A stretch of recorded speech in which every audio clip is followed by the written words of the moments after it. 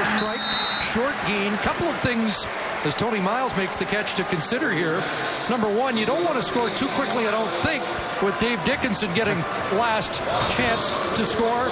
The other thing is the guy that may have to kick the winning field goal is the backup safety, Chris Hardy. Yeah, so Mike Clemens and Mike Bishop right now probably are thinking they need to get to the 20-yard line, 25-yard line to send the field goal team out there. Gain of 4 for Miles, 2nd and 6 for the Argonauts.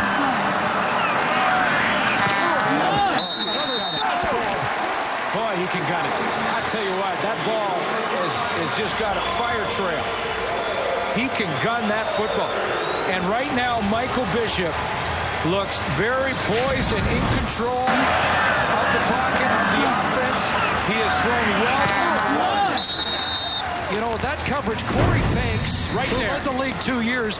Most quarterbacks in the league don't even try that throw. Don't blink or you'll miss it. First set of downs. At the 42. Rolls left, sets, fires, looks downfield. Oh, you know what? And just incomplete, Patrick Johnson. And Patrick Johnson will watch this film, and the coaching staff will say, never give up on a route.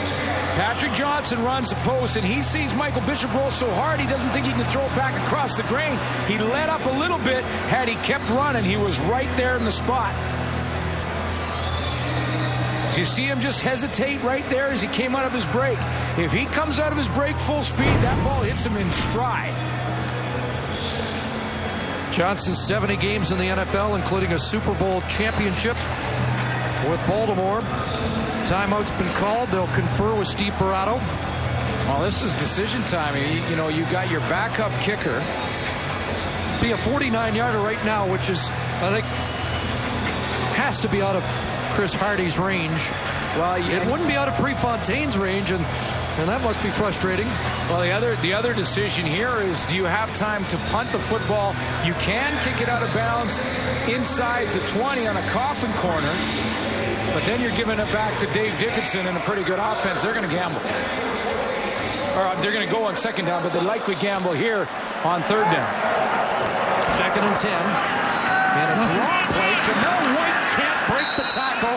Hobby Glad, the middle linebacker, and that play selection, a little surprising, especially considering who you've got to kick a field goal.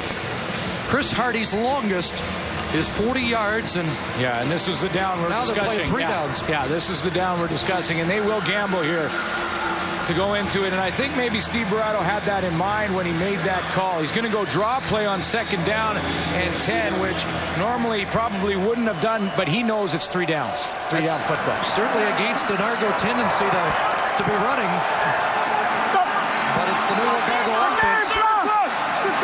3rd down and 10. What does Bishop have now? He's in trouble. And that pass incomplete. I don't think it would have had enough wouldn't have been a 1st down anyway. And the Argos turn it over on downs. Well, his number 1 target, I think, on the play, Michael Bishop rolling to his right, was Arland Bruce, and he lost him. Arland Bruce went down on the play. He was trying to get out there and get Arland Bruce, who was at 1st down territory, open. Watch him come down the field. A little inside stem here. Now he breaks to the outside. Corey Banks jams him up nicely. Down goes, borderline interference there with a little bit of a grab, but that took away the number 1 target. Now Bishop's in trouble. He loses Arland Bruce, who's fallen down, with a little help from Corey Banks. And now he's got 1 target left, and he's double covered.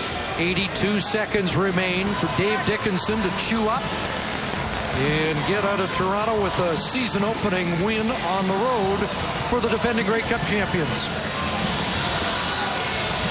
But there is still time, and again, Dave Dickinson needs probably 2 first downs to wrap this thing up, because a 2-and-out here gives Michael Bishop plenty of time with the football. Although the Argos have burned their time out, so they need a 2-and-out to really give Bishop some time.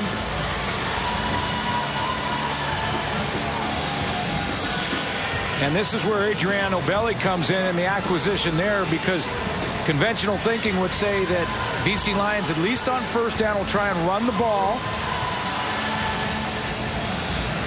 A low-risk type of play so that they don't risk a turnover. Apparently the clock didn't run on the last play. That's why we have a delay. No timeout has been called. And first down, a key here for the Toronto Argonauts, because if Belly can stuff up that middle. There's Dave Ritchie conferring with his defense. And a reminder that coming up immediately following our game, we'll head to Commonwealth Stadium. Danny McManus makes his debut alongside Rod Black as Winnipeg meets Edmonton. And will tonight be the night that Milt Stegall becomes the all-time Canadian Football League touchdown king. Well, here we go. How many times will it come down the Canadian Football League to the final minute? Lots of football to be played. Bunch formation to the right. Play action to Smooth. Paris Jackson's open. Steps out at the 50. He didn't want to step out for a couple of reasons. Stops the clock, and nobody was in the neighborhood, but his momentum took him to the sideline. Yeah, and a confident football team that most football teams in this situation would run the ball. And the Lions go with play action, dump it out to Paris Jackson. And now they got a 2nd and 4. And we do have a clock problem because there's still 1:22 left on the clock here in the building. So our bug is correct. It tells you that just over a minute to go. Clock did stop on the Jackson step out of bounds. Second down, pass complete. G-Roy Simon tossed up.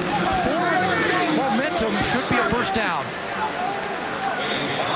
Calm, cool, collected BC Lions, and why not? You go to G-Roy Simon in the most important play of the football game to try and seal a victory. That's the first down. Need one more. G-Roy with touchdowns in his first 2 series of last year's season opener. It's been much quieter. 4 catches, 33 yards, but that's a critical first down catch for the Lions' star receiver. Looked like Dave Dickinson just waved off some calls from the sideline. He'll take it home.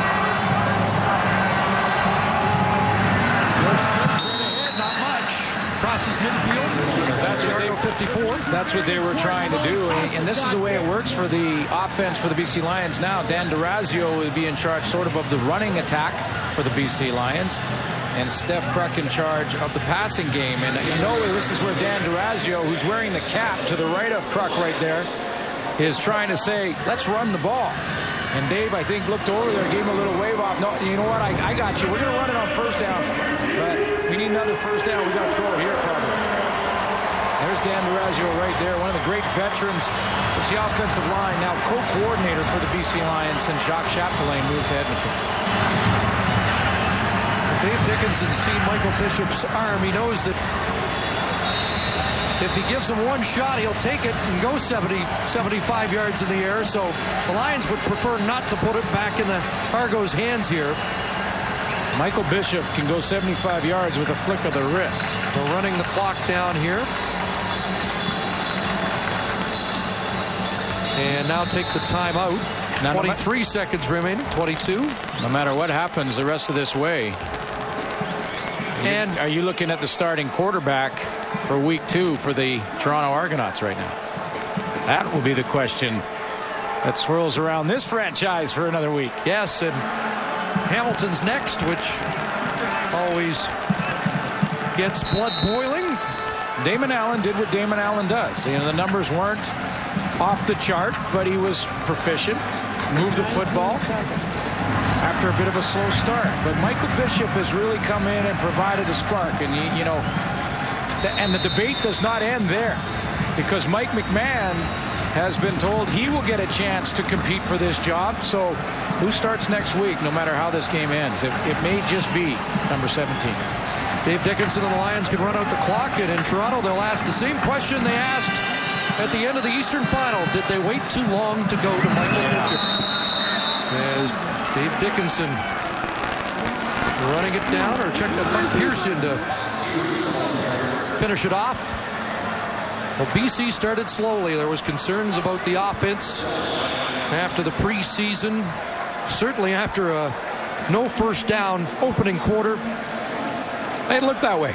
It looked that way for the BC Lions. They looked like they had a lethargic sort of preseason that was off, and then they in the first quarter they sort of finished off their preseason and then started to click. But this was a game that really featured the special teams for good and bad reasons. Some mistakes made, but some big plays also. Some early season mistakes, but the BC Lions, the best team in the Canadian Football League a year ago, have won their season opening game 24-22 over Pinball Clements, Toronto Argonauts, in the quarterbacking controversy.